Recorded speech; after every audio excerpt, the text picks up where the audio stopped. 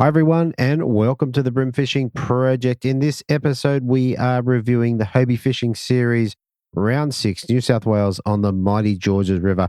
This was held on May 25 and 26 of 2024. There's a couple of great stories in there, a couple of repeat guests, and I think you're really going to enjoy this one. So let's roll the intros and get straight into it. Here we go. Welcome to the Brim Fishing Project. This is where you need to be every Tuesday to find out all the latest tips and tricks to help you target brim on lures.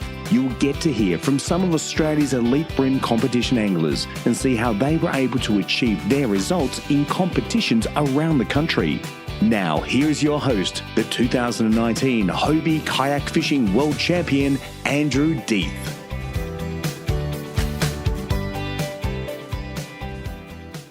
All right, so another great round here, and this one was pretty interesting as we led up to it. We'd had some decent weather, a lot of rain, a lot of fresh water in the system, but to me it was just fining up and the water was clearing up to give us a really good result with the fish congregating down in the bottom of the system and giving us one of our best rounds in terms of fish sizes.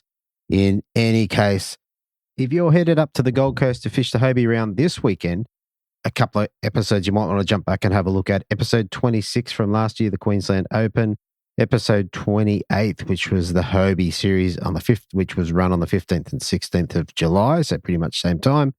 And episode 33, 34, which was ABT part 1 and part 2 of their Brim Series qualifier. So there's a few episodes there to jump into before you head up there. Most of you guys are going to have a long drive, so it might be something cool to listen to.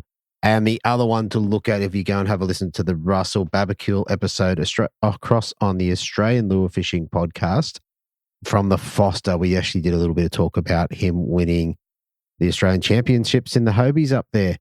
All right, let's get into it. So this round was held on the 25th and the 26th of May in 2024. It was a pretty great weekend in terms of weather. Some really good conditions there. Anyway, in the fish activity, we had 84 on the Saturday with a minor bite period at 7:37 through to 9:07, with a major bite period at 11:50 through to 2:22. High tide was at 9:30 at 1.28, with a low tide at 3:04 at 0.46. On the Sunday, we had 91 in the fish activity. We also just getting better.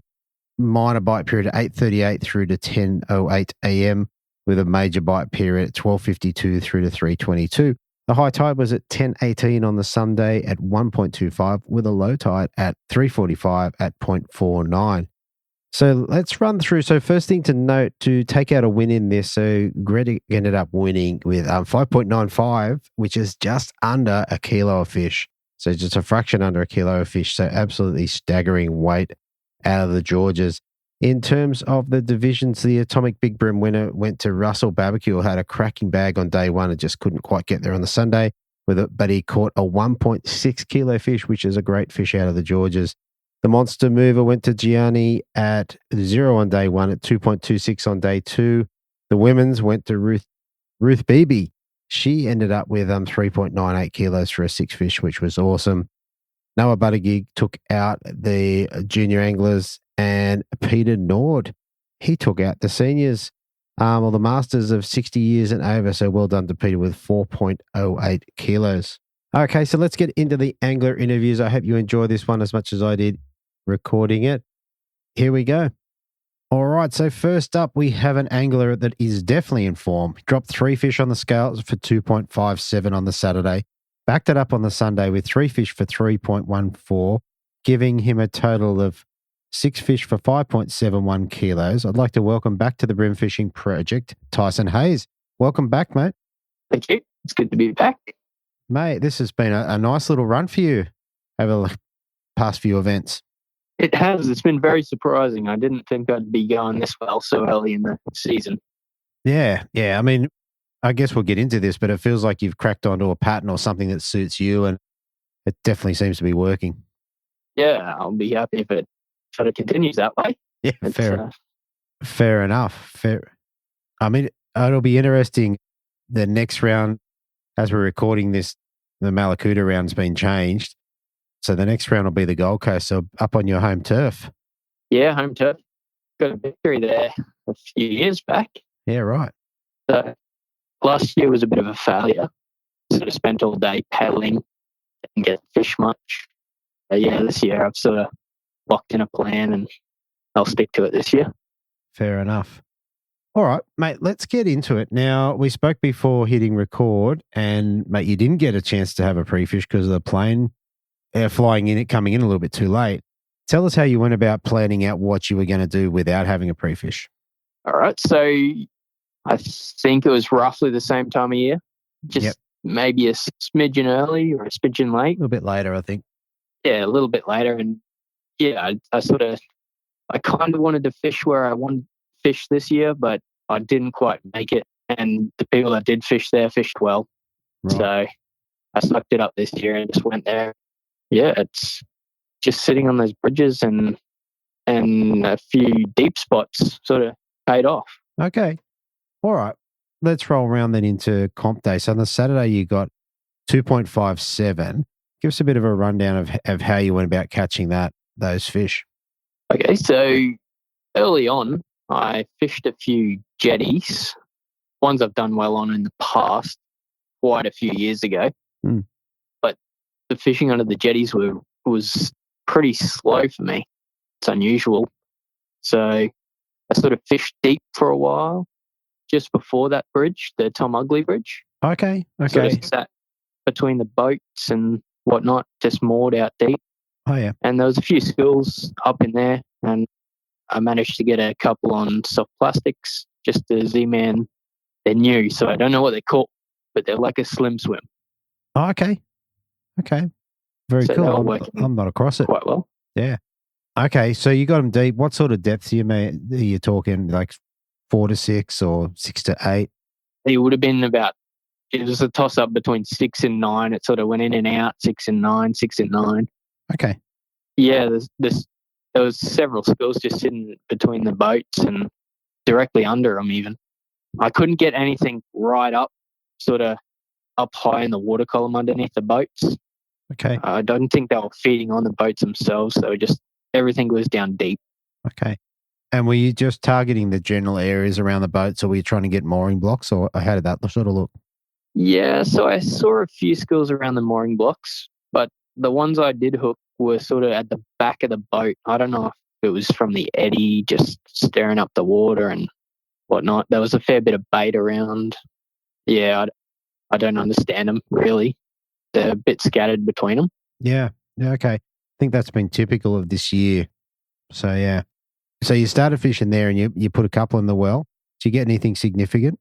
No, nothing great. Nothing that stayed in the well. I moved on pretty quickly after that, I think. I think I spent about half hour around those boats. Yep. Yeah, headed on towards the bridge when the current slowed down a little bit. I think it was slowing down. Yeah.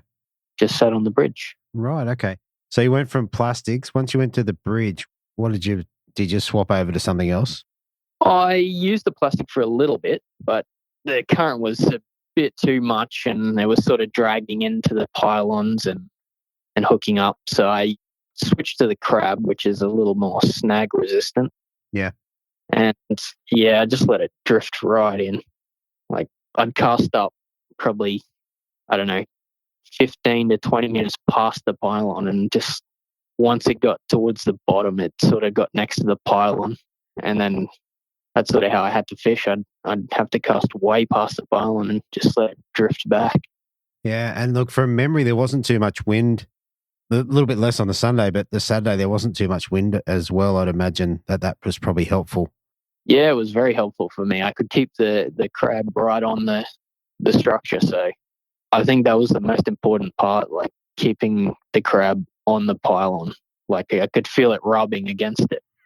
Yeah, fair enough. I laugh because they're $20, $25 each or whatever they are. Yeah, and you're rubbing them against the bottom of the pylons. I am. Well, I got smoked, I think it was 4 times the first day. Really? So, yeah, so I really upped it. I went to 10 pound and I used my GMS rod, which is Guy's Custom rods. Mm-hmm. Just something that I use up here to pull them out of the heavy structure. And yeah, that's sort of how I had to fish. Like if they took drag you were done. Right. Okay. So then throughout the day, you end up with a pretty good bag. Did you stay long on Tom Uglies or did you move on from there? I moved on. I fished it for probably 2-3 hours maybe. Okay. And I thought maybe I'd try the Captain Cook Bridge, Sure. which fished all right. Like there was lots of smaller fish. I think I probably got about 6 fish on the Captain Cook, Okay. but they're all sort of around that maybe 30 fork mark. Okay. Yeah. So 500 to 600 grams sort of mark. Yeah, so it was like right on the border of whether it was an upgrade or not. Yeah. So I think that was my smallest fish at that time. Okay. And is that how you ended up finishing your day on Captain Cook, or did you come back and hit a couple of spots on the way back? No, so I fished the Tom Uglies again on my way back. Yeah. Probably for another hour. And I got 2 upgrades, I think. Right. Not big upgrades, but noticeable. Yeah. Yeah, I sort of sat there for 2 hours and then moved on. And I fished a bit of deep water on the way back with, which was a switch prawn, I think I was using. Okay. And in a golden color. Mm-hmm. I'm not sure what the color's called. They're all new to me. Sure. It's just like a gold flaky color with black stripes. Okay. And yeah, that nailed a fish that I was pretty happy to put in my bag for that first day. Right. Okay. Okay. So you got an upgrade late on the way back. On a plastic. And that was sort of how I finished the day off. Like from there, I sort of spent half an hour just pedaling around the start line, just with blades and whatnot. Okay. I got but yeah, nothing significant. Okay. That was sort of me day covered. Right. That's a pretty good day. How many illegals do you reckon you put in the boat for the day? The first day, I reckon I put about probably 20 to 30. Wow. That's a really, really good effort. Well, there you go. Yeah. All right. On day one, you end up with 2.57. Where did that leave you overnight? That put me in 5th place for the night. Very good. Yeah, I was happy with 5th place. It's sort of like the hunting ground. You can catch up to the leaders. And I didn't think I could at that stage, actually, because of the bag Russell got. That's right. Russell got a big bag and then can Greg. happen. 100%. 100%. Well, there you go. All right. So day 2. So given what you found out on the Saturday and how you caught your fish, what did you do on day 2? Day 2, I decided to do I decided to do the bridge again, just the first bridge, which is the Tom Uglies. Yeah. I just sat on that for probably 80% of the day. Okay. And it was a struggle early. Like I only got one big fish, which was my kicker for the day. Right. I think he was about 1.1. Yeah. And then I got a really small fish. So I had 2 in my bag for probably the first 4 hours. Wow. That must have been messing with your head. Yeah, it was. So I thought I got heaps on that Captain Cook Bridge the day before. So I went down there and I was lucky enough to get one fish on it. And it sort of put my mind back where it should be. Yeah. Yeah. Once I got that fish, I went straight back to the the Tom Uglies. Yeah.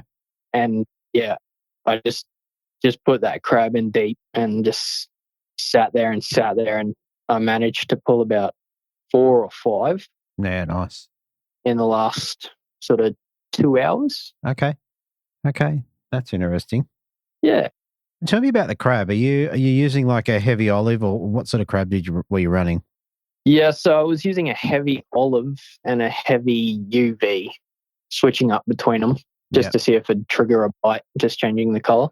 But you already come on that green olive color. Yeah, right. Okay. So no additional weights or anything, just straight out of the pack? Yeah, straight out of the pack, just casting up probably 20 meters past the bridge and just letting it do its thing and drift right in there till you can feel it rubbing. Yeah, nice. And just slowly moving it. Yeah, just trying to sneak it back out. Yeah. Very good. And sort of when it got halfway down the pontoon is sort of when they hate it. Halfway down the pontoon and right at the back of it. Sorry, not the pontoon. The pylon. Yeah. Yeah, right. Okay. And on the Sunday, did you get done a couple of times? I got done twice early on in the morning. So Ouch. I don't actually know what they got me on, but I had the fish out. I think there's a pipeline that runs underneath it as well. Mm-hmm. Maybe. I think that's what it got me on. Or electrical cables. I don't know what's under there, but apparently there's cables. Yeah. Okay. And that was you were running a 10-pound at that stage. 10 pound, yes. Yeah, okay. So not light. No. So they didn't take the drag. It was just the bend of the rod that they sort of got me on. Wow. And I'm using quite a stiff rod, like it's my rack rod. So they've got some pulling power. Very good. Very good. All right. So once you finished on the bridge, did you save any time to hit anywhere else on the way back, or did you just leave it all on the bridge? No, I left about half hour or so. Yeah. And I managed to get another. This time I flicked over to a switchblade. Okay. With the double trebles, because the day before I was getting lots of bites on the switch prawn. Yep. But they weren't hooking up. So I went to the switchblade the second day, and I probably got 5 or 6 fish on it, and one of them was quite a nice upgrade. Yeah, nice. Nice. It sounds, look, over the 2 days, it sounds like you had a pretty good competition in terms of catching fish and eventually getting the upgrades you were kind of looking for. Yeah, so there were times there where I thought, oh no, this is going to be bad, where I really struggled, and then suddenly the bite would just turn on for a while and sort of just kept doing that throughout the day, sort of on, off, on, off. Yeah, interesting. Well, there you go, mate. All right, well, it was enough to bring you back in with 3.14, which was a pretty decent bag, maybe second biggest. Yeah, 3.14. Oh, biggest bag on day 2, I think, which is a really, really good bag. Yeah, well, a couple of those bust ups and I would have been over the moon, but it is what it is. It is what it is. Well, there you go. All right, mate, was there anything else that we should cover on in terms of the fishing, or we pretty much get through it? That's pretty much it, I think. Very good. Very good. All right, let's get into the prizes and stuff. Mate, what did you get to take home for third place in the Georges River round this year? So it was the $750 cash. Yeah. And quite a big bundle of gear. So the sponsoring prize packs and, yeah, the main thing that's the best part. Sorry, which was the best part? I missed that. Sorry, the trophy's the best part of it. Right. You got a full set now, haven't you? I do. Got your first, second. How good is that, mate? Very good. All right, mate. Look, before we head off, is there anyone else you want to give a shout out to or say thank you to? Yes, I'd like to thank TT Lures. They help me out a lot.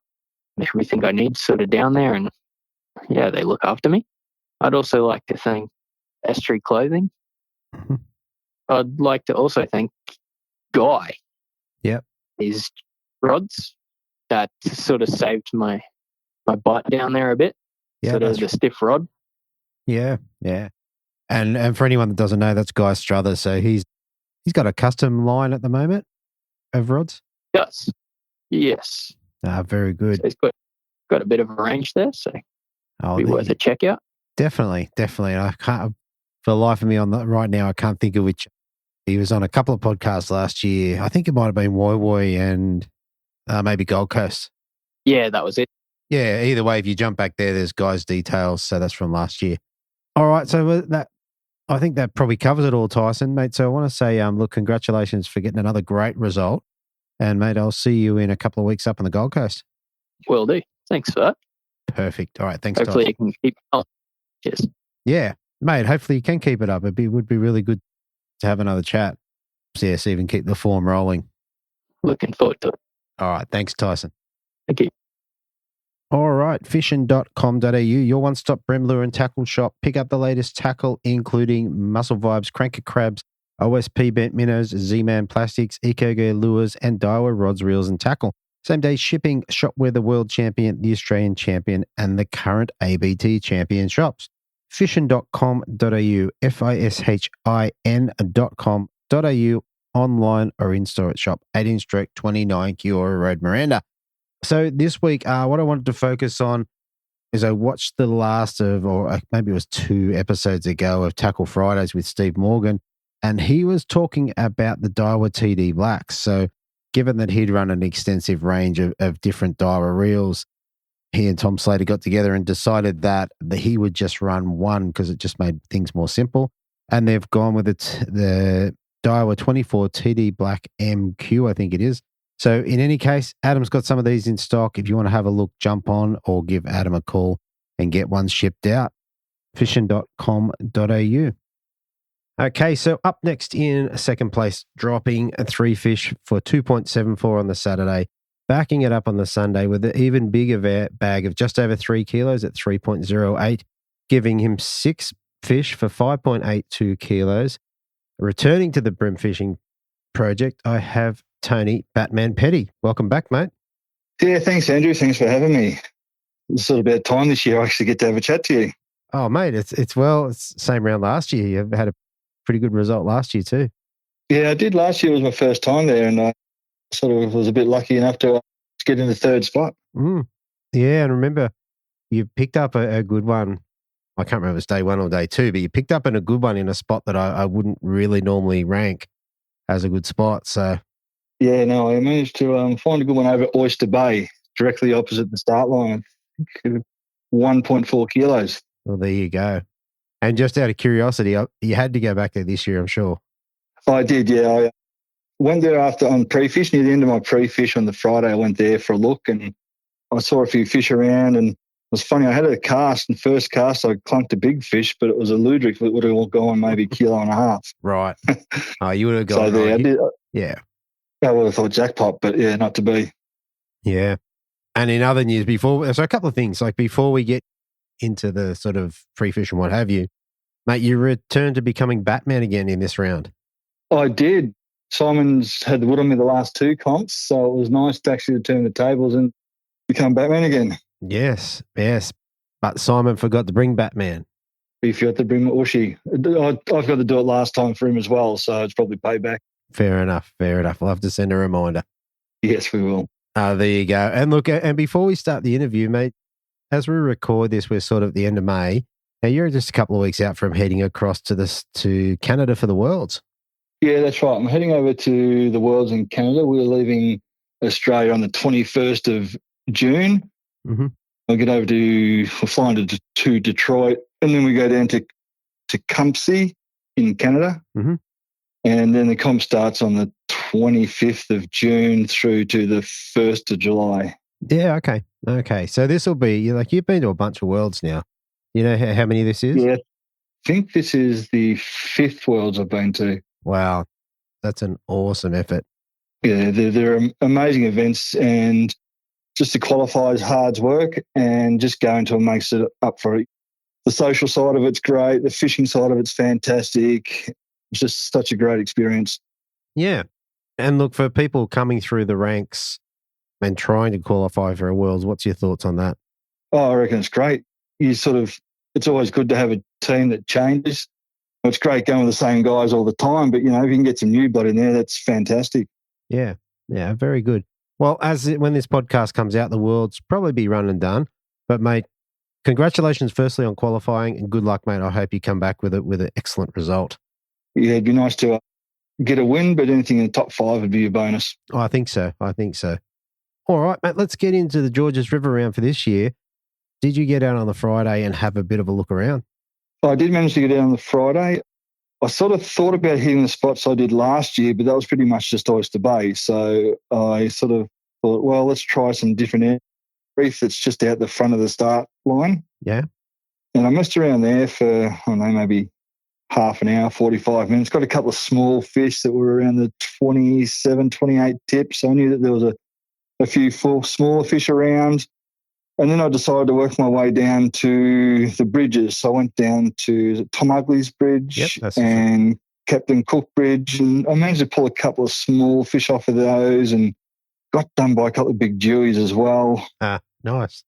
Yeah, so I sort of thought, well, there's fish here as well. And then on the, I suppose, the eastern side of Captain Cook's Bridge, I found a patch of fish there, got a couple of okay fish out of there. And then I was looking down into Woolooware Bay, so I decided to sneak down there and had a look on the edge for a bit on the rocky parts and the mangroves and couldn't find any there. Then went a little bit deeper to the boat hulls and I couldn't find any there either. And I thought, well, I haven't been down to the racks down there, so I decided to go for a look for the racks and saw a couple of guys, but spoke to them and I think they had one fish in 3 hours and it wasn't looking that great for me. So I decided this isn't my spot. So I sort of turned around and went back to the bridge where I'd sort of found him and got a couple more. I thought, okay, so here's a bit of a plan. There's fish holding down near the bridge. So I just thought I'd keep that in the back of the mind and then just sort of worked my way back up to the start line, got to Oyster Bay, had a bit of a look around there for about 20 minutes, half an hour. Didn't really do any good. So I sort of thought, well, got to find somewhere else on Saturday. So I think the plan was going to be start out on the reef on the Saturday. Okay. The reef just straight out the front. Yeah, that's it. You sort of just go out the front and turn to the left a little bit as you head down the river and it's a bit of a reefy area there. Very good. So given that pre-fish, what'd you tie on for the Saturday? So I figured that I was going to go deep. So I threw on, pretty much had a couple of different blades. So I had the Hurricane Sting 37 on and I had the Hurricane Vibe 37 in the Camo Crab. Those are pretty much my two go-tos. And then I had a Hurricane Spread 85 and motor oil pretty much on a heavier jig head. So I had it on I think I had it on a 1/8. Okay. Yeah. So you get it down a bit. So just to get it down quick. But in the end, I actually had to go up to a 1/4 ounce. To a 1/4? Because when the tide was really flowing, I was going on a 1/4. I started off, I suppose, on Saturday around that reef area. It was anywhere between 4 and 6 metres deep. Yeah, okay. And then when the tide and the wind was sort of fighting each other, it was a little bit hard to control. So I had to go a little bit heavy on the jig head just to get it down and have a bit of feel. Yeah, right. So if you're using a 1/4, and I know that Naughty's bought out a couple of new jig heads, has he got one a 1/4 size? Or what were you running? I think I was running the TT in a 1/4 ounce. Yeah, fair enough. But yeah, Naughty's got some. I think his heaviest is a 1/8. He's got a 332 and I think a 1/8. But I wanted something heavier because fishing, I ended up fishing around about 8 metre mark for the rest of the weekend. But when I'm throwing it out on a 1/8 or a 1/6 jig head, it was taking at least 20 seconds to get to the bottom, and that bores the hell out of me. Just hate waiting for it to sort of flutter down at that depth to get there. So I decided I'm not really fishing for fish mid-water or fishing through snags where it's got to flutter down slow. It was just I need to get it to the bottom, so I just went heavy. Yeah. Yeah, for me personally, that's heavier than I'd fish most of the time. I do have some 1/4 jig floating around, but they're not my go-to. Yeah. So. Yeah, no, that's it. I'm just sort of thinking we're targeting fish on the bottom. Let's get it down there quick. Right. Okay. So you decided to hit the reef out the front first. How'd you go? Did you get any in the well? I got one early on the Saturday morning. So if we go through Saturday, I would have had one there by about 7:15. Nice. It was about 27 tip. I thought, this is all right. Then I dropped one, and then I got another one that was like 26.2. Its tail was just over the line. Yeah. And I'm sort of sitting there and going, no, I'm throwing him back because he'll shrink by the end of the day. And I thought, if I still got him at the end of the day, I'm in trouble anyway. Yeah. Yeah, I'm hearing you. I think I fished there to about 7:45. I reckon I was there for about 45 minutes, nearly an hour, and I just thought, no, I've only got the one, so it's time to move a little bit. Yeah. So I decided to go around the corner, work my way down towards the Tom Ugly Bridge. And I was just cruising down there and, I could see a few fish, but I couldn't catch them. I was throwing all my blades and my plastics and nothing was happening. I thought, well, maybe I'll go back to the reef because I know there's fish there. So I decided about 9 o'clock, I went back to the reef. So I got there just after 9 again. Right. And I spoke to all the guys there and they'd all got fish. They said, why'd you leave? I said, I floated around there for another half an hour. I got another one. I got like a 30 tip. It was my second fish. So by about 10 o'clock, I decided to leave there and work my way back down to the bridge. And I bumped into Hilly, and I got to thank Hilly because he gave me a tip, and I don't know whether he meant to or realised it, but he sort of said to me, he goes, the fish are holding in about 24 foot of water. Yeah. I'm going, okay, so that's like 8 metres. Yeah. So he went one way and I went the other way down towards the the bridge again and found a spot that was about 8 metres deep, and he was right. There was kind of fish all over it at that depth. Right. So by about 10:30, I think I picked up my third one, which is another small fish. So I had a bag, which was great. Yeah. And then I had wind and tide fighting each other, and I just couldn't have the feel. So I decided to change how I was doing my retrieve. So instead of throwing up into the tide and bringing it back because the wind was pushing me, I just had no feel and I had like no retrieve. Yeah. So I decided I'd sort of throw out in a 45 degree and then follow my lure down the water. And as soon as I did that, I picked up an 850 gram fish. Wow. And that would have been maybe 11 o'clock. Yes, so I reckon probably, I don't know, 4 or 5 casts after that, I got a 1.1 kilo fish as well. Right. So 11:15, I'm sitting in there. Okay, I got 2 fish in like 15 minutes. One's 1.1, one's 850, and I got a little 400 grammer sitting in there that I needed to get rid of. Mm. So I decided that I'd just slow my way back to the start line. Okay. Just try and keep that depth. And the tide had changed, and you could sort of see a bit of a ridge line coming down with it. So I managed to get up to that and start fishing. I'd throw up to one side of it and work my lure through that ridge line, and they'd seem to be hanging there. And I just managed to pick up a couple of upgrades. So I would upgrade that 400 to maybe like a 5, that's 6, and another 850. Yeah. And then right at the end of the day when I was going back, I got a 950. So my scales were saying I had about 2.8 kilos and ended up weighing in 274. So yeah, it was pretty good. Yeah, definitely a great start on day one. Now, you had a bunch of lures tied on. What was sort of working for you on the day? I pretty much threw the same lure, I'd say, for 90% of the day, and that was the Vibe, the Hurricane Vibe 37 in the camo crab colour. Crab. Okay, cool. Yeah. Cool. You must have caught a few fish. So, did you end up changing out hooks? No, well, the hooks were all busted and mangled up at the end of the day, and I just got to that point where it didn't really matter. I just thought I'd just keep chucking it anyway. Right. And, yeah, I reckon I would have got at least 15 legals on day one. Wow, that's fantastic. And I sort of had I had 4 of them were all over 850 for the day. Okay, so it's a pretty decent day. Yeah, it was. It ended up being a really good day. Did a few Ks up and down the river to try and find out where they were and what they were doing. Yeah. Just a couple of little subtle changes on the retrieves and the depths that I was fishing, and just managed to pick them up here and there. Right. And you were saying you were fishing a ridge line. Were you fishing? Did you see that on the sounder, or was it like a current break? No, it was like a current break. You sort of had ones. It's like you had like nervous water, and then on the other side it was calm water. So I'd sort of throw up in the calm and bring it down through into that like nervous looking water. Yeah. And as you were bringing it through there, I thought, I don't know whether they'll just stay there. Yeah. No, you definitely see it in that location depending on the amount of tide you're looking at and what have you. So yeah, and you could see it come around the corner, and it was just working its way slowly down the river. Very good. So I just sort of hung on that for the last hour and a bit. Yeah. So then that put you into third overnight. And what were you thinking on Saturday night? Like you had a good result last year. So what's going through your mind on Saturday night, Saturday afternoon? It wasn't a real lot. I just figured that I knew I wasn't going to start back on the reef. I knew I'd just sort of just go around the corner a little bit just before you get to that green marker in about that 8 metres. I thought that'd be a good starting spot. And then I thought I'll drift down to the bridge, then I'll work my way back up to where I start, and I'll drift down my way back up, and that'd be it for the day. Yeah, okay. So that was kind of my plan. And I only got one drift down to the bridge. All right.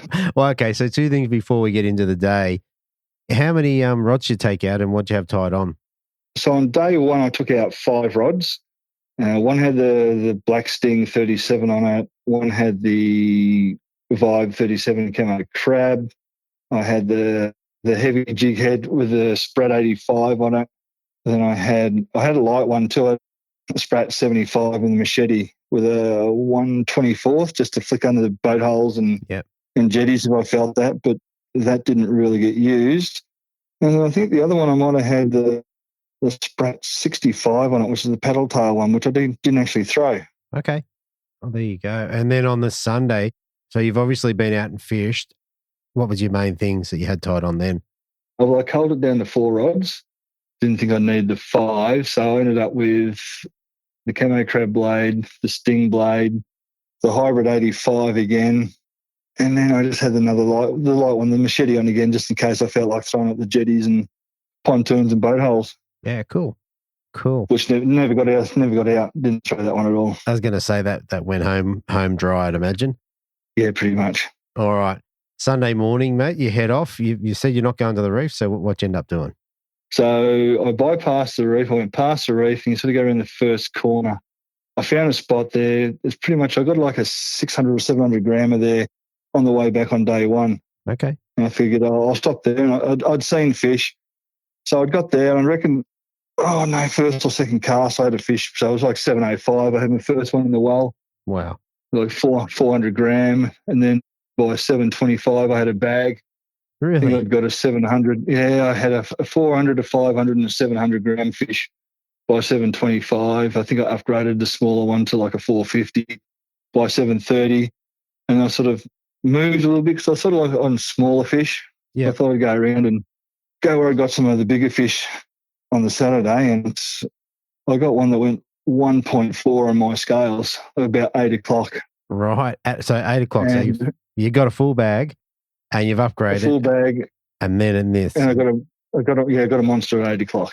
Wow. So I was feeling pretty good. As you so would. I thought, this is all right. Yep. So that was sort of like up the top and sort of in the areas kind of where Greg was fishing a little bit. So I didn't want to get too close to him. So I hung away from him and tried to do my own thing. Yeah, I got that one. I was calling it for Dewey. It was just going that hard. I just thought, this is a Dew. So yep.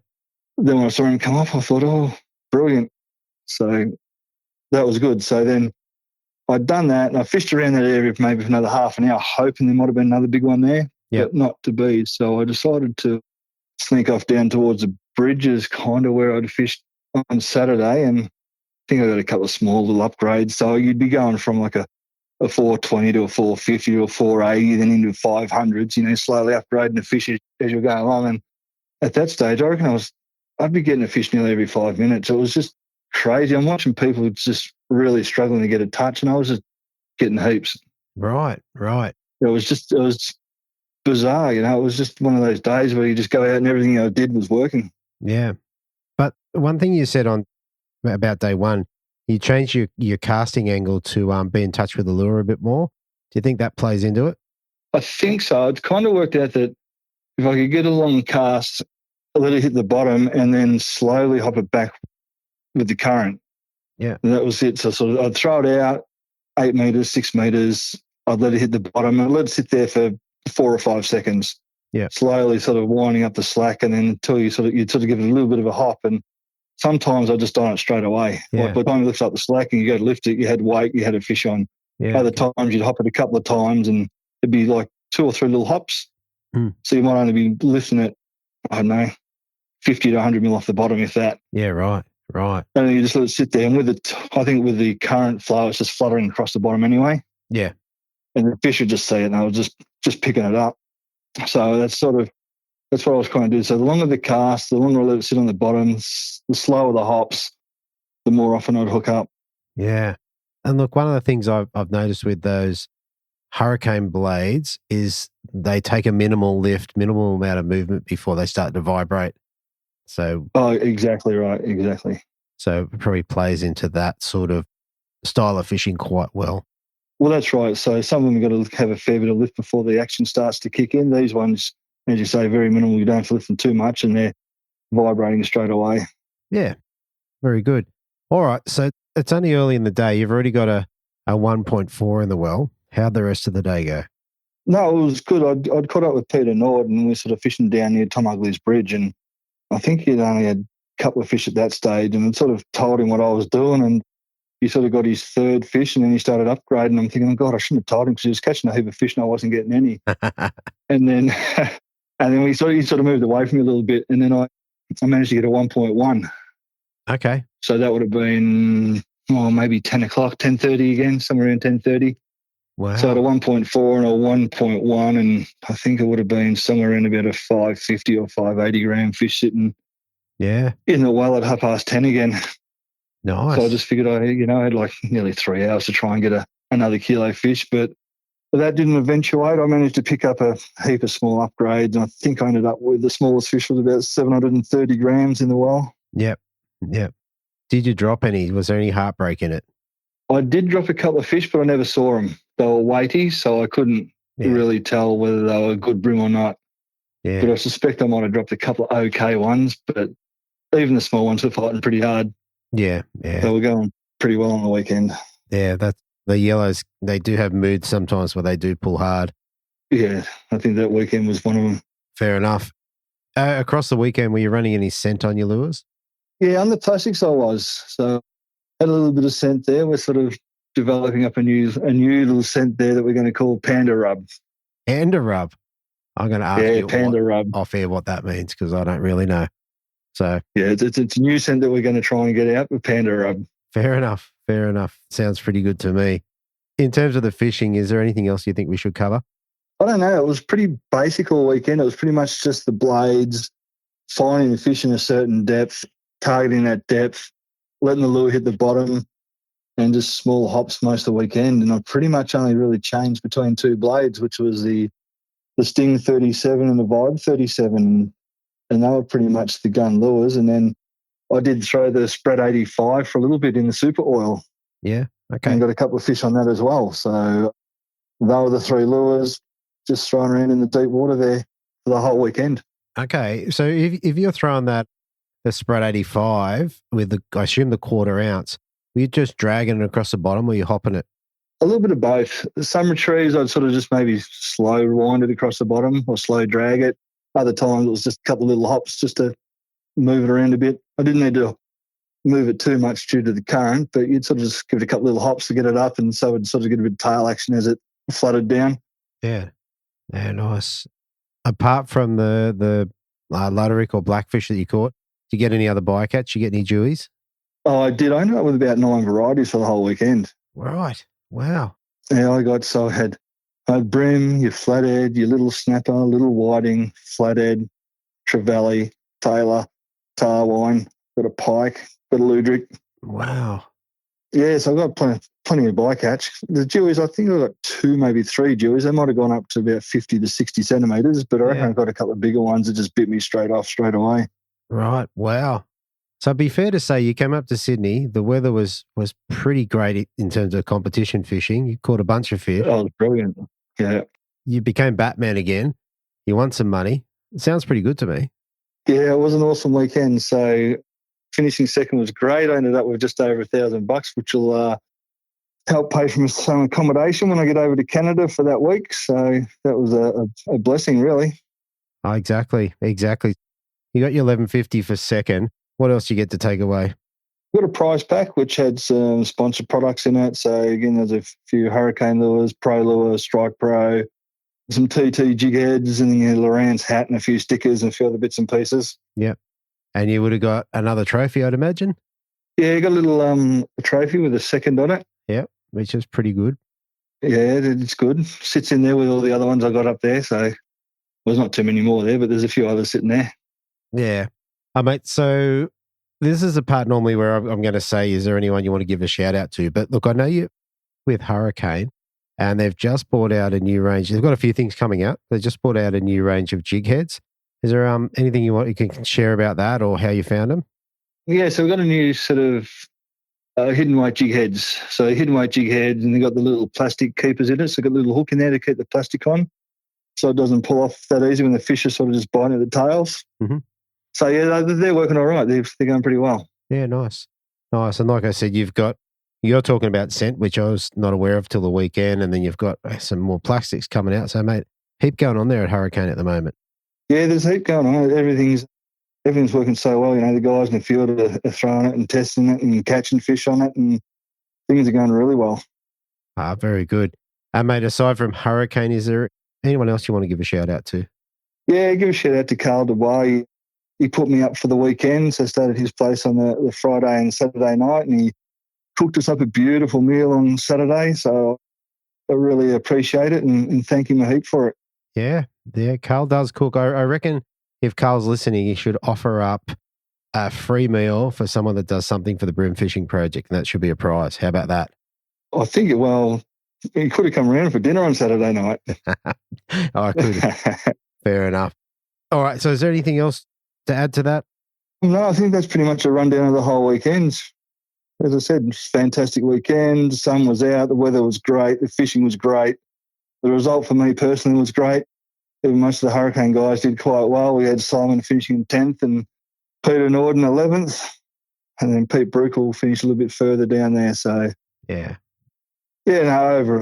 in all, it was a great weekend. Yeah, fantastic. All right. Well, there you go, mate. Listen, good luck for the Worlds in Canada. Say hello to all the boys. And, mate, I'm sure we'll get to talk to you again later on in the year, and we'll see what happens in the AOY race. Well, that's it, mate. I think I'm only going to fish 2 more events. I'll be fishing Malakuta, and I'll get up to Foster in September there sometime. Perfect. Well, like I said, that race is hotting up, so I look forward to seeing what happens there. Oh, it's going to be fantastic. Can't wait. All right. Awesome, mate. Thanks again, and mate, and I'll talk to you again soon. Nice. Thanks, Andrew. See you, mate.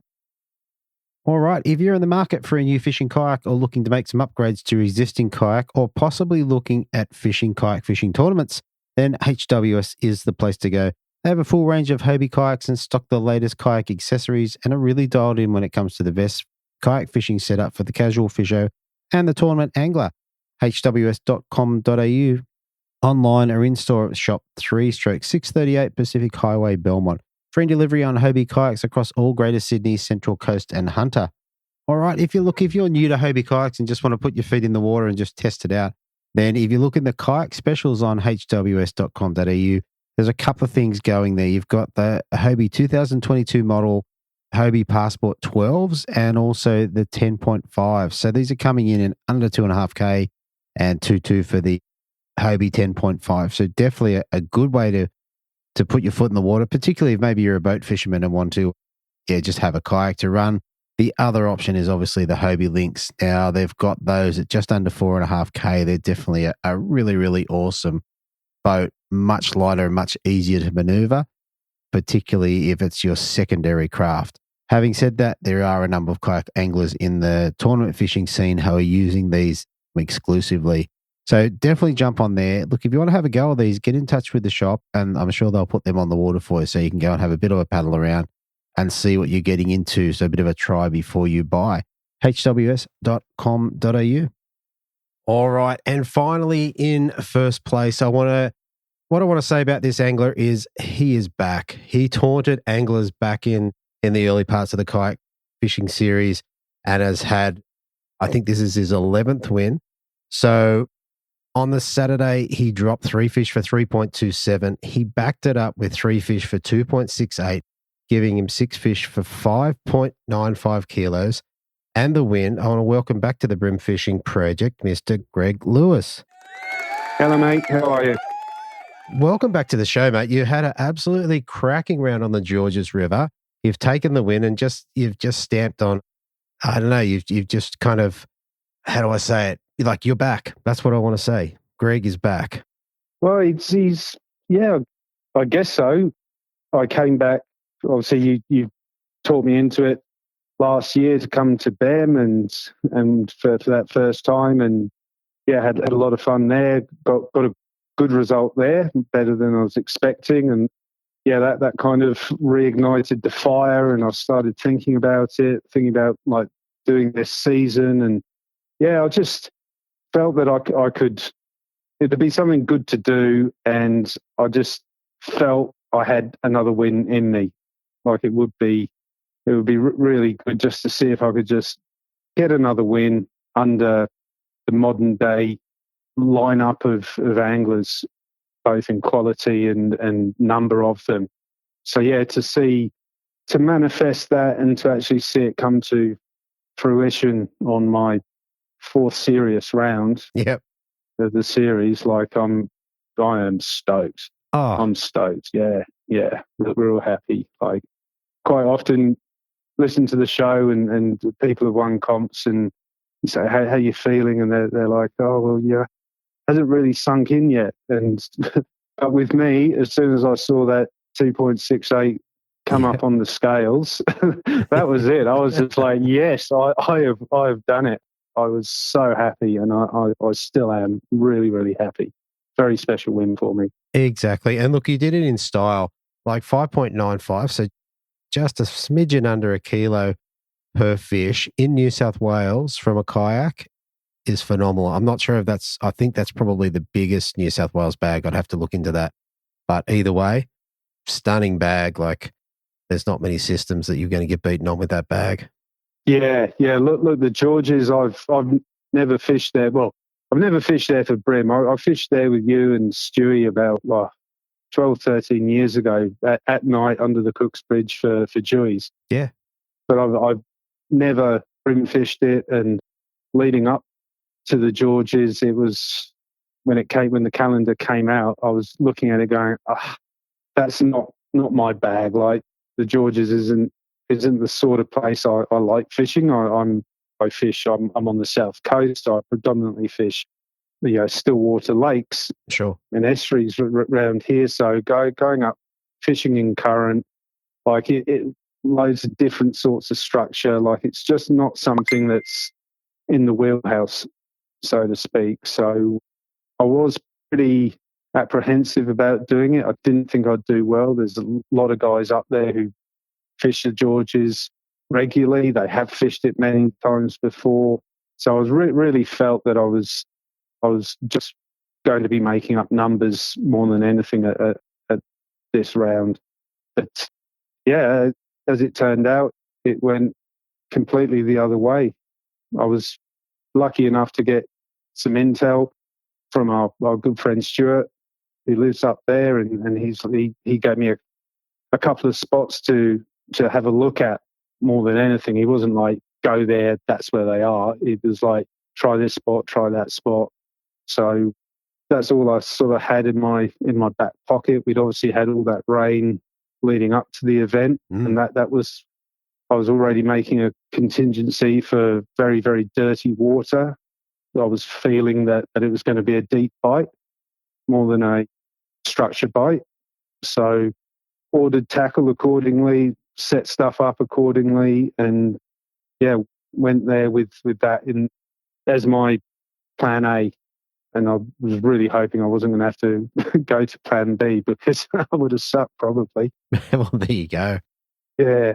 What you said about the rain was absolutely spot on. We'd had such a lot of rain, say 2-3 weeks before, and the river was really dirty, but the timing ended up being perfect. I think it was just clearing up enough and the fish had been pushed down by the fresh.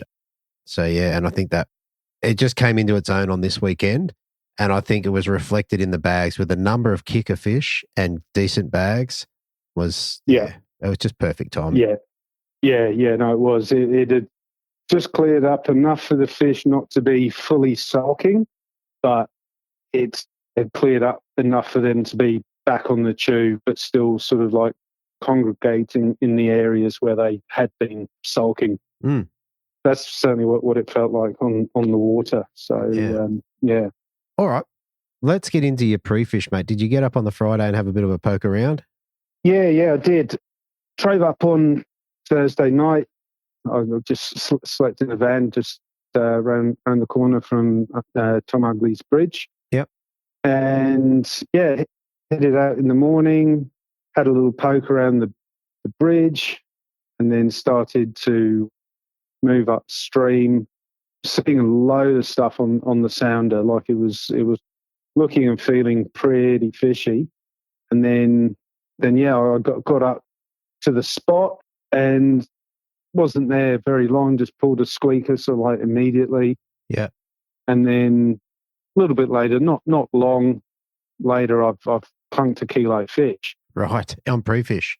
Yeah, on pre-fish. So I thought, righto, that's good. So I'm going to leave it here. There wasn't really anyone else around. There might. I think Ruth was there actually. There wasn't many people there. A lot of people cruising around the bridges and further downstream. So I thought, I'm just going to leave this spot. So I went further upstream, so like up towards the launch, and fished a few like rocky edges and stuff up there, and out a bit deeper. Got fish, but just bag fillers, really, just nothing special, so like 400 or 500 gram fish. Poked around up there for a couple of hours and then came back down to the spot, changed lure, put one cast in, clunked another kilo fish. And so I was just like, okay, I am done. Yeah. So I thought, right, that's my spot.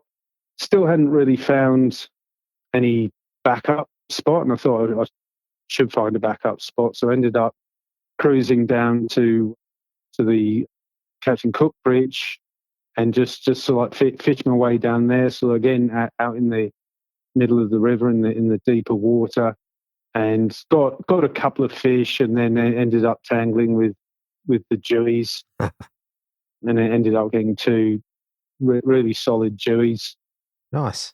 Yeah, that cost. Yeah, the second one cost me a lure. Yeah, I thought. Well, I just felt good. I thought that's good enough. Like, I'm not going to go back to the spot and hammer it. So I'll just call it a day and look forward to tomorrow. Yeah. Yeah. Perfect. Okay. So you sort of jumped off the water, went back, retied all your leaders, and got set up for comp day. Is that how that looked? Yeah. Went and caught up with Joel and Prikey and the other guys. They were staying 10 minutes away from the launch. So just went over there and just hung out for a bit. Yeah, I ended up staying at the launch, so I didn't actually retie my leaders until about 10 o'clock the night before when I got back there. Sure.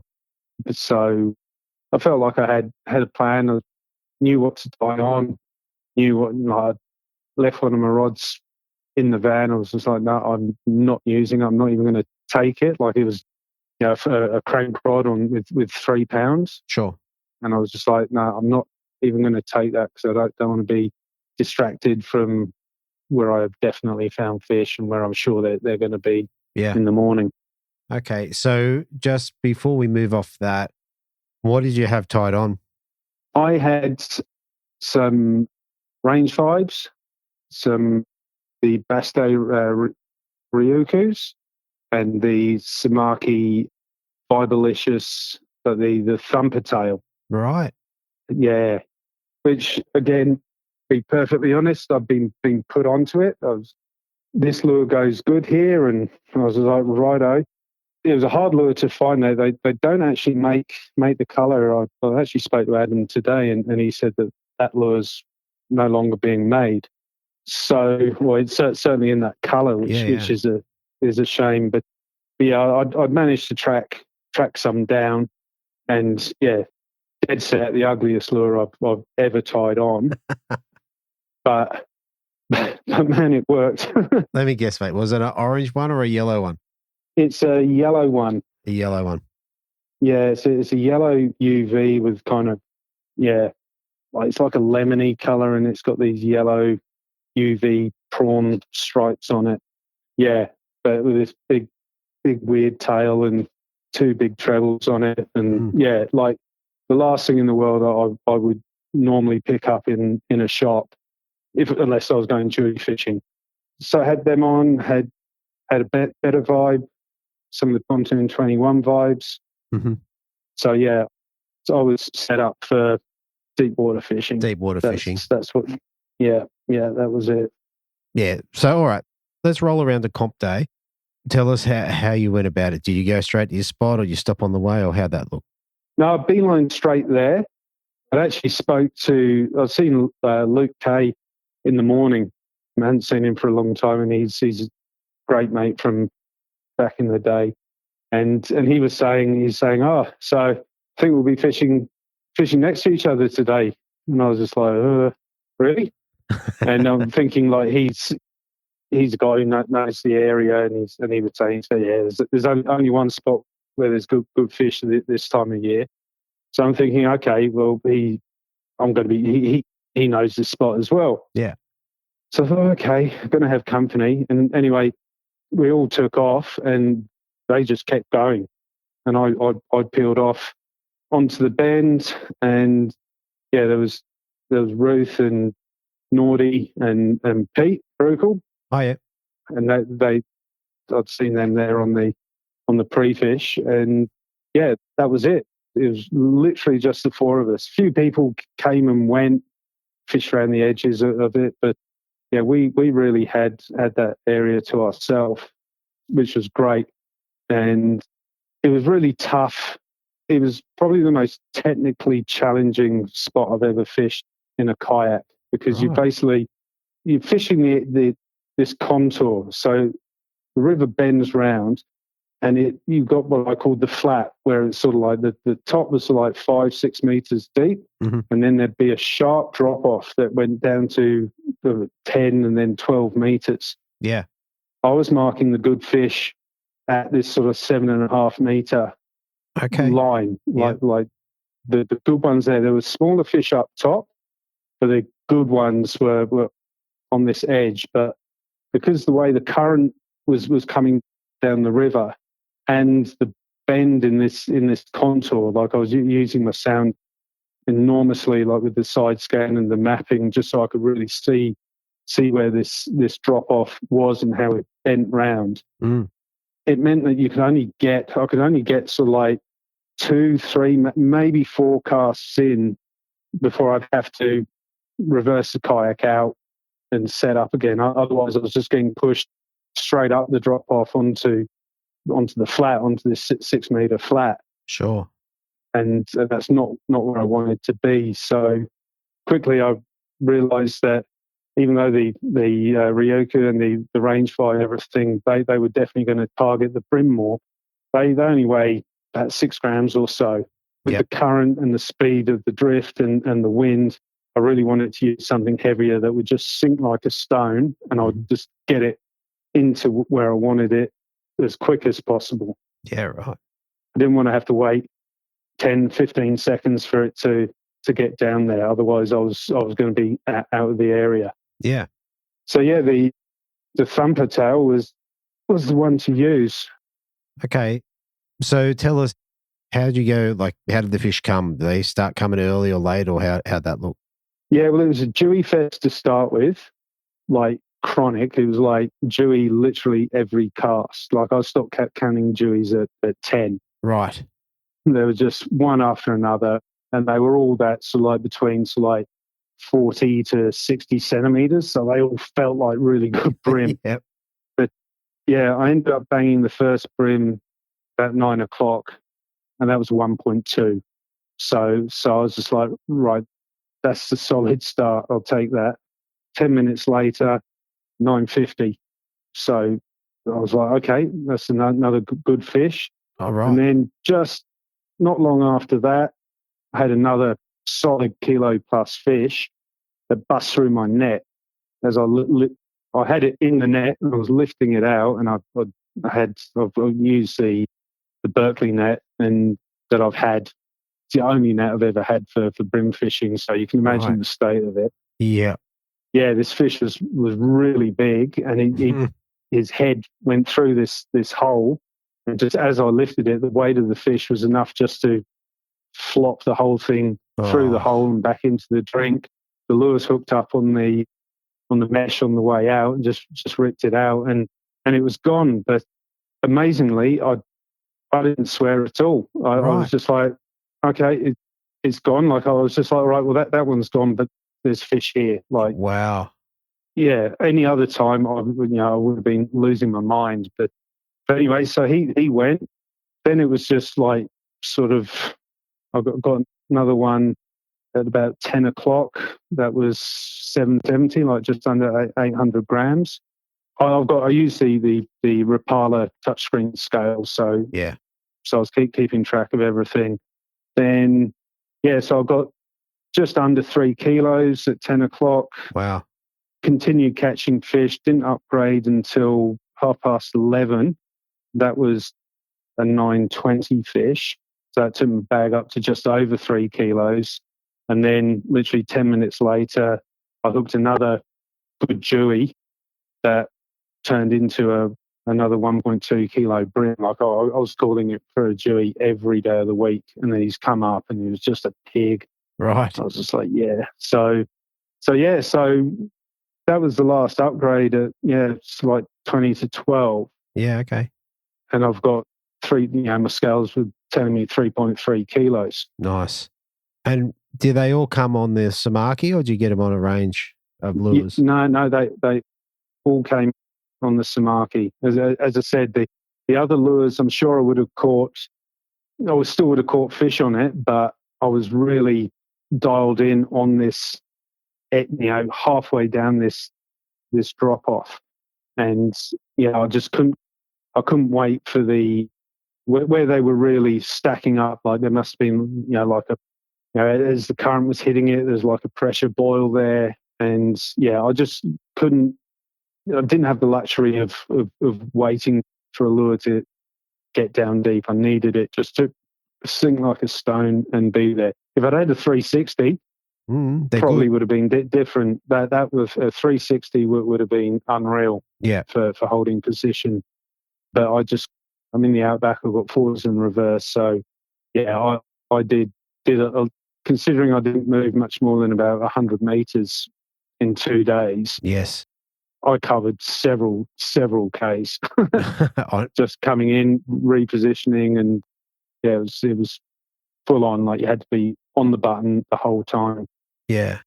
So 3.3 kilos in the bag, 20 to 12. I'm thinking this is good. I thought, right, I'm going to leave the spot now because all the crew have gone past the bridge. They're all going to start coming back this way. So I thought I'd just make myself scarce. So So I disappeared and just fished over the other side and just mooched around. Was still like banging small fish here and there, but nothing good. Yeah. And then the first bloke I speak to coming back was barbecue. Right, of course. So I'm thinking I've done pretty good today. Let's see how everyone else is doing. And I go, hey, Baz, how you going? He goes, oh, yeah, real good. I was like, oh, yeah. He goes, yeah. So I started fishing at 10 o'clock. Yep. And I was like, really, you've done well? He goes, yeah, I've done real well. And I was like, okay. He goes, yeah. And there's going to be some good bags coming from down there. So I was just thinking, I thought I had a good bag, but I've been catching kilo fish all day. Everyone else, it's on. Everyone's going to be coming back with 3 kilo bag. So I ended up I didn't want to go back to my spot. So I still kind of mooched around just upstream a bit. And then once I'd seen the majority of the field come through, then I went back there. So I was behind them, so to speak, just plodded around, but didn't convert anything else after that. So went back, weighed the fish. As I said, my scales had said 3.3, but when they weighed, it went 327. That's right, yeah. And my live well was just full of shell, like absolutely full of it. I've never seen so much shell in there. So about 30 grams. Knew they were feeding. Yeah, and that will come into the story for day 2, actually. Fair enough. Mate, one more thing. So one thing I want to clarify. So you were fishing this sort of 7.5 meter area and you're trying to get into one particular zone. How did that look? Were you sort of casting up, straight up current and bringing it back, or were you cross current, or how did you maneuver your lure? Yeah, I was casting it cross current. It would have been way easier if I just pointed the nose upstream and just hung on the spot. It would have been easy, but I was wanting to hop the lure down this drop off. As I said, it's quite a severe. It's a 6 meter drop off basically. Yeah. So it's quite steep and it's quite big as well. So, and it bent as well, like it's curved. So it would have been easy to just sit in the current, but I don't know where that lure would have been in relation to whether or not it was at the top of the drop off or at the bottom of the drop off. Sure. So I was kind of casting just downstream across current. So I was like drifting into it. So if you can imagine, I'm casting at about like 10 o'clock. And by the time the lure's coming back to me, it's at 1, 2 o'clock or so. Right. Yeah. So, yeah. How were the fish taking it? Were they taking it on the drop, or were you sort of hopping it and then they were grabbing it, or how'd that look? Yeah, sometimes they just pick it up straight off the bottom as soon as it got down there. But for the majority of them, it was like a hop, get it coming down this drop off, and then it was hitting it. So like, yeah, at the bottom, I was I wasn't shaking it. I was just lifting the rod up. I wasn't jerking it up. I was just lifting it up and letting it sit and just really making sure that it was on the bottom the whole time. Obviously, when you're fishing down a drop off and it's getting deeper, you've really got to watch the line coming off the rod tip just to know when you're on the bottom, and when you're taking into consideration you've got the cross current affecting the line as well. It took a lot to work it out to know that certainly for that first couple of hours on that first day was really like learning about what I need to look for to make sure that was definitely where I wanted it to be. Yeah. I mean, I'm thinking in listening to you that the weather played into your hands a little bit. Like if it had been a lot windier or maybe even rain, but certainly wind, it would have hurt you in trying to do that. Yeah, it was perfect deep water conditions, like as far as wind goes. Like there's a little bit of breeze on Saturday morning from memory, but not too much. See, I couldn't put the drift chute out, like that just would have taken too long and wouldn't have really helped me. And sometimes when that chute is out, it's quite easy just to sort of like be lazy and let yourself just drift into areas because you don't have to pull it in and reset and everything. So it was a busy day. Day. Fair enough. All right.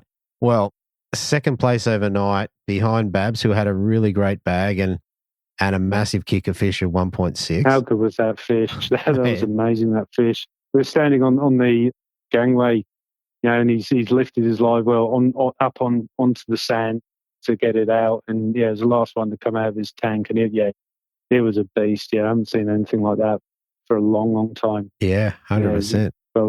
Well done, yeah. Very good. All right, mate. Sunday morning, you're in second place. Tell us how your day went.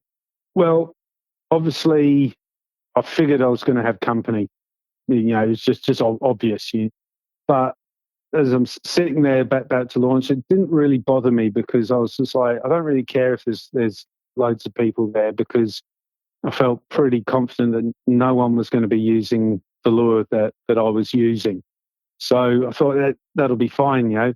People would be blading around me and all the rest, but I really don't think anyone else was going to be using that thumper tail. So get down there and mate, it was like Pitt Street. Like there was loads of people there, which initially didn't bother me. I've set up for my drift, got my first fish at 7:20. Literally my first or second cast. That was at 8:80. Nice. It's like, cool, here we go.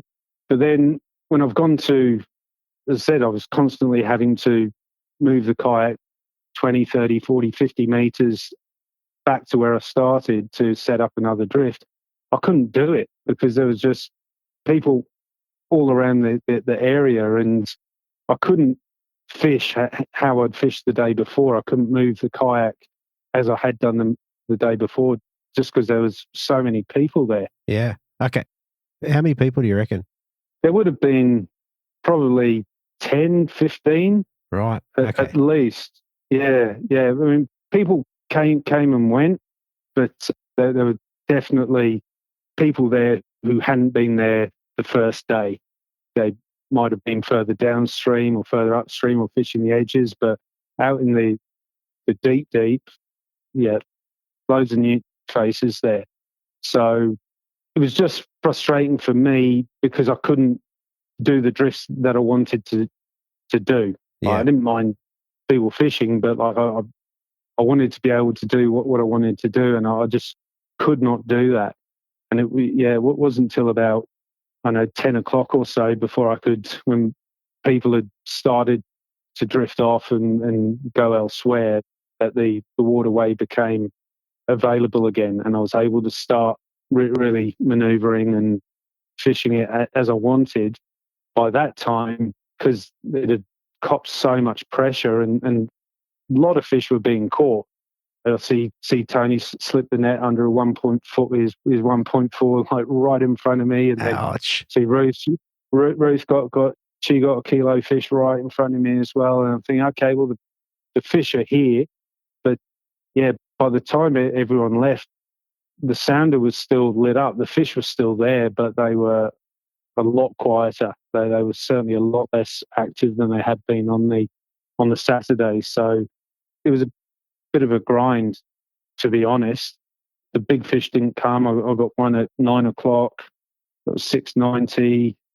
Filled my bag at 10 o'clock, and that was a small one, like 430. I upgraded that about 20 minutes later with a 800, and then got another one at 10 past 11. That was 9:10. So and not much in between. The day before had been insane. Like I would have thrown away a 2.7 kilo bag. Wow. In That's upgrades amazing. like that.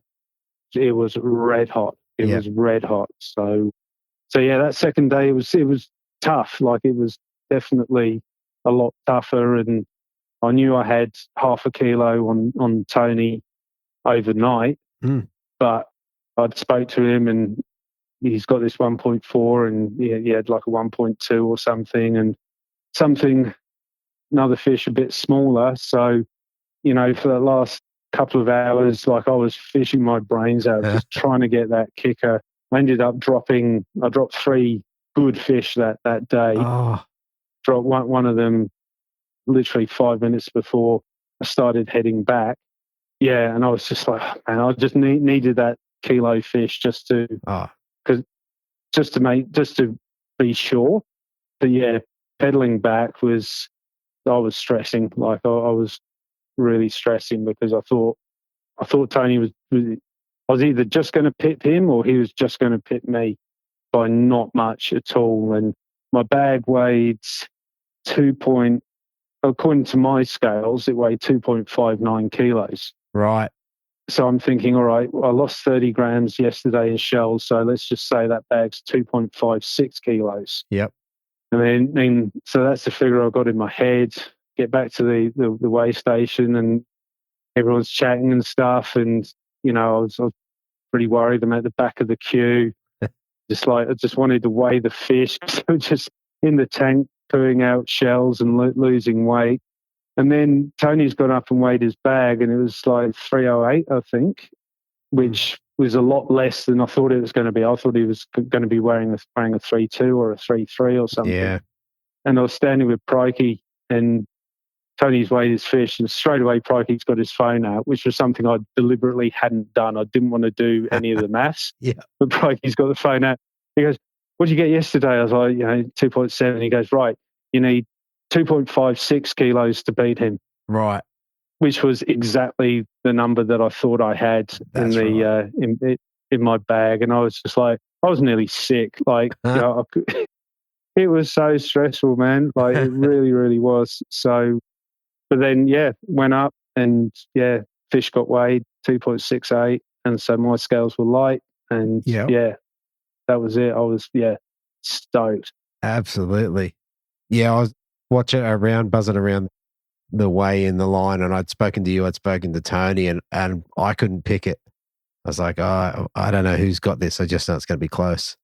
Oh, it was, it's when they're, I mean, it's fun when they're close now, but at the time, it's no fun at all. I mean, I had a similar thing years ago up at Redcliffe in the Queensland state titles when they used to have the state titles. Yeah. And I was fishing up there, and it was me and Tristan O'Neill, like 1 and 2, and I got him by like 15 grams. Yeah. Like literally a pack of jig heads. And that was before we had scales to weigh the fish. Like we were just measuring stuff. So sure. So I was really, really happy when that figure came through, and it was a solid 120, 130 grams over him. So it wasn't just the pip thing. It was proper. So it was good. Oh, very good. Bad luck, Tony. I'm sorry. Sorry, mate. You don't sound sorry at all. No, I'm not. Fair enough. Fair enough. Well, that's competition, mate. That's what we're here for. And you're saying you're stressing and you're crazy nervous. This is supposed to be fun. Yeah, I know. I know it's supposed to be fun, and it is fun. It is fun. that's why I'm doing it. I'm loving being back and having fun and going fishing and catching up with the guys, and it is fun. But yeah, like when you're potentially looking at taking an event out, like for me, as I said earlier in the chat, I felt that I had another win in me, and to see it just be right there, and I've nearly got it. Am I going to get it? It was, my head was just absolutely spinning in that queue. Like I was so nervous. I've never been so nervous in my life. So Well, there you go. Well, there you go. I mean, look, you had all those round wins back in the beginnings of the comp. So interesting thing is, and then you had time off. So I think maybe 2011 you didn't fish, or around that time. So yeah. Previous to BEM last year, my previous round win was in 2011, and you had all that time off. And then I didn't get any round wins in that whole time. And then you've come back and it's taken you, what'd you say, 4 or 5 to get a win again, which I think is phenomenal. Yeah, no, I mean, it's there's skill and there's a lot of luck in fishing. Like, we all have to be humble about that. Sure. Sometimes lady luck does smile at you, and you get that result.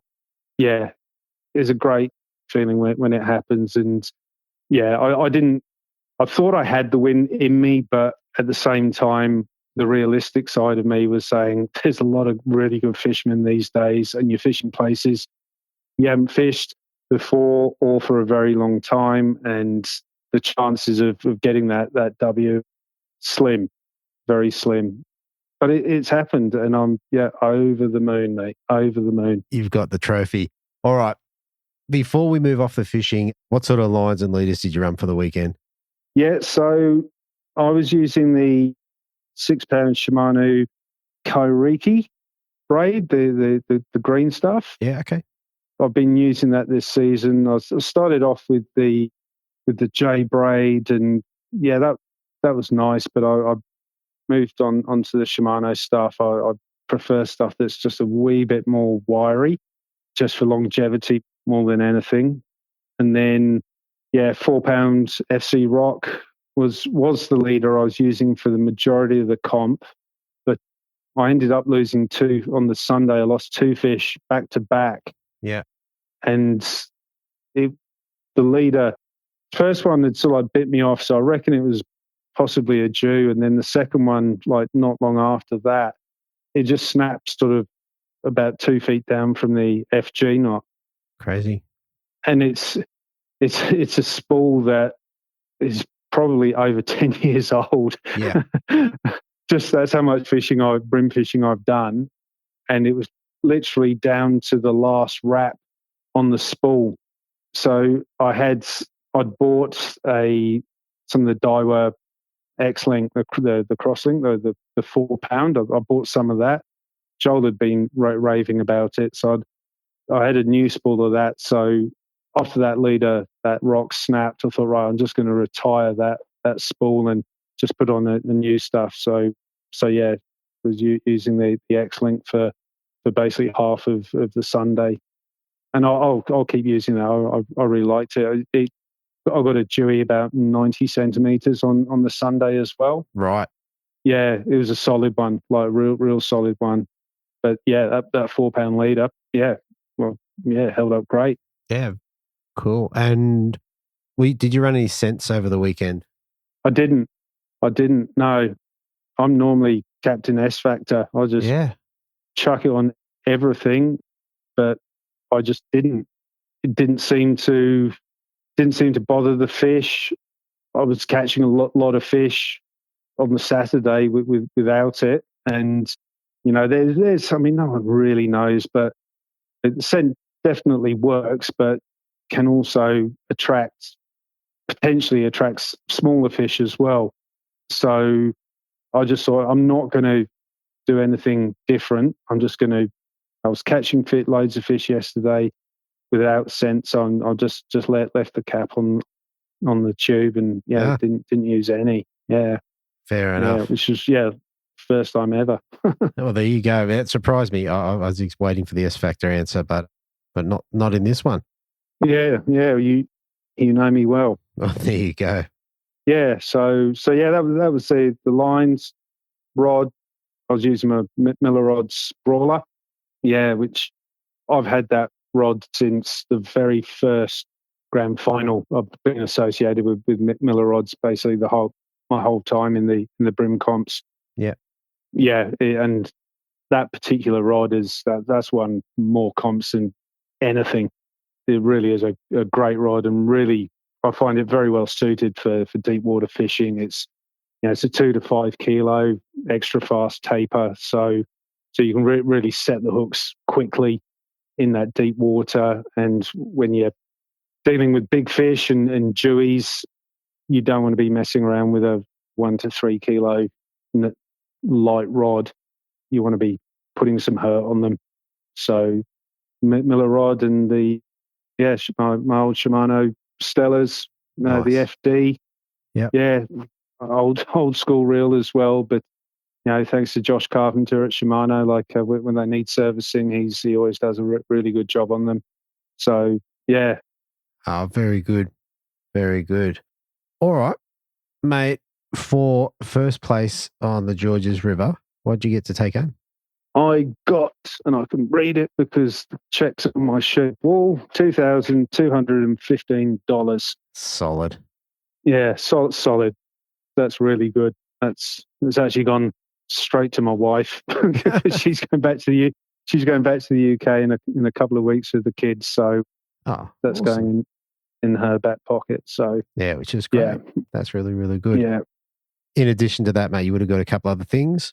Yep. Got the AC spot, which I'm stoked with. Yes. And I'm doing okay in the AOY, so I was pretty sure I was going to qualify anyway. But just to get a proper qualification is really good. That was one of the three things I wanted out of this season. I wanted to qualify, I wanted to win, and I also wanted AOY. But that's not going to happen. That's going to be a tough race. Yeah, it's not going to happen. I think if I can finish in top 10 AOY, I'll be really happy with that. So we'll see how the rest of the year goes. And and the trophy as well.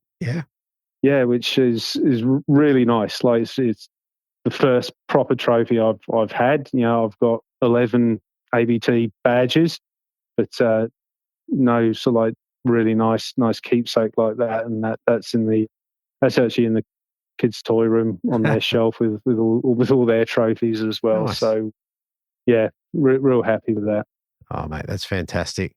That's fantastic. All right, mate. I reckon that covers it all pretty well. One more thing before we head off. Is there anyone else you want to give a shout out to or say thank you to before we head off? Yeah, 100%.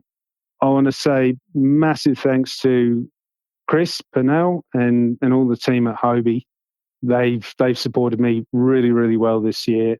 Chris is a great bloke. He's a good mate. He's done a fantastic job with the Hobie Kayak series. Yeah, massive thanks to Chris. I want to thank Ian Miller Rods, for all of his support over the years, giving me what I consider the ultimate rods. I've got a quiver of custom Brimbuster rods, and I just love them. They're really old now, but they still feel as good as they did the first day I got them. Also, shout out to Lowrance as well. I'm not associated with them, but I've been using Lowrance sounders my whole career, and I put one of the Elite 7 FS on the kayak for the beginning of this year, and that has been an amazing unit. Like I've really enjoyed using that, and that's definitely helped me out a lot at this round where I was fishing the deep water. And then on a personal note, massive shout out to Stewie Dunn for everything he did for me in that round. And then the old guys like Joel, Josh, Carl, Luke, Hedgie, Jason, all my old mates from back in the day. It's been so good seeing them again, fishing with them again. talking with him again, just catching up. And of course yourself, Brim Fishing Project has been, we all know it now. People have been saying it for a while, but we all know it. It is just an absolute goldmine of information. And yeah, what you're doing, and I know how much you're putting into it. And on behalf of all of us, massive thanks to you. Yeah, you're doing a great job. And also Adam at fishing.com. He's been great to deal with. So yeah, thanks to everyone. Really appreciate it. No, mate, that is fantastic, mate. We are glad to have you back on the scene. Like, it did take a little bit of a push. Oh, hang on. Sorry. Hold the phone.